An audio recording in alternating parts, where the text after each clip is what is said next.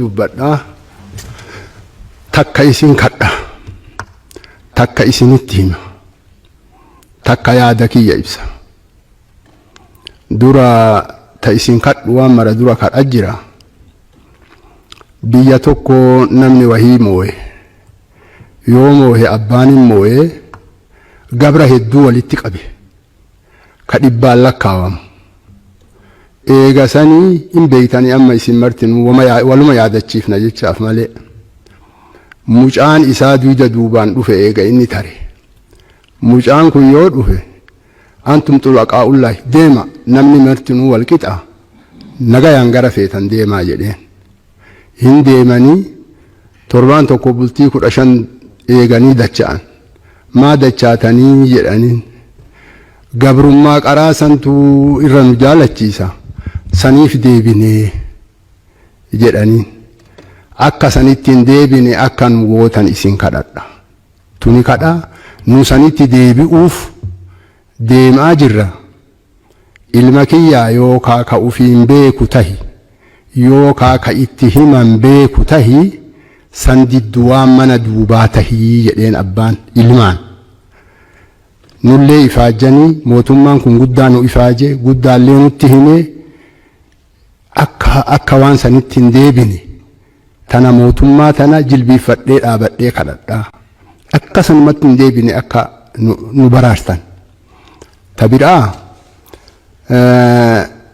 namni nama waa beeku beekuun beekaa guddaa fuula keessan dura teennee wal takaraakkaruun wal mormuun nama rabbi mootummaa yoo kennuuf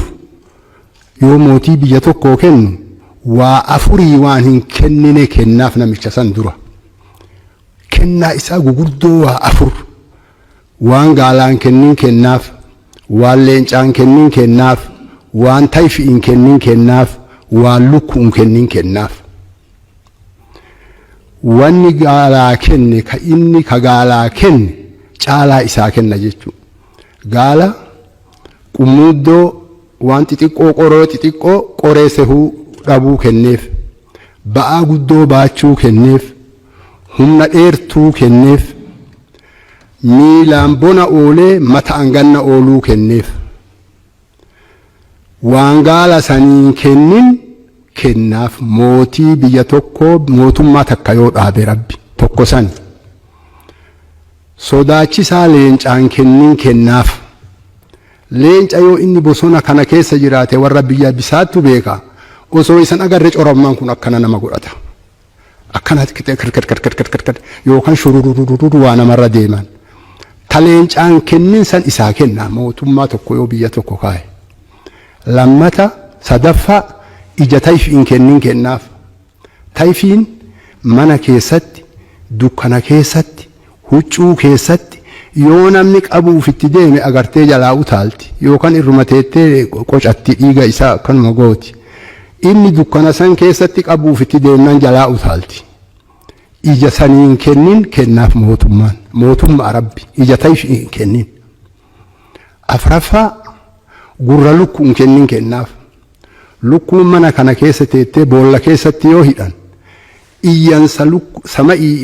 waa iyyan lukkuun iju dhageetti wanni mootummaan hin agarre wanni mootummaan hin dhageenye hin jiru rabbi gurra san hin kennin kennaafi isin dura teennee waan argine haasahuun na saalfachiisaan akka mataa kiyyaatti tokko kanas lama fixe ta isin kadhu kadhee ta himu hime ta sadaffaa nuti namni kun marti ufii uf beeka waan ittiin jiraatu diinaa ittiin jiraatu beeka waan mara dura wanni isa yaachisu nagaya biyyaa ta'uu qaba biyyi kun yoo nu akkam taane nagaya argata karaa kamiin nageenni bu'a maslahaa nafseetiyyaatii miti isa laaluu qabna amma an akka kiyyatti ifaan wanni dhoysaa jiru hin jiru nu martinuu islaama tokko wanni irratti wal lollelleen jira wanni irratti wal hin tahin wanni irratti wal taanu jira seera tokkoo fi dambii tokko ifaan tumanne